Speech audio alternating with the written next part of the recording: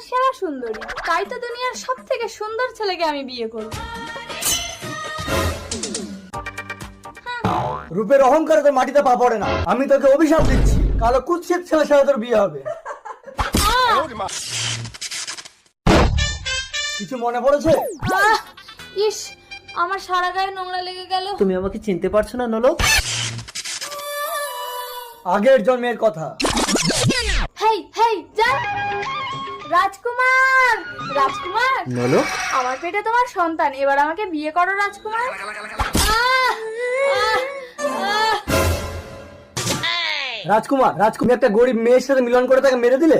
আমি একটা রাজকুমার হয়ে ভিখারিনীকে বিয়ে করব? তুই যে রাজকুমারটাই আমাকে মারলি, আমি তোকে অভিশাপ দিচ্ছি, তুই একটা কালো কুৎসিত ভিখারি হবি।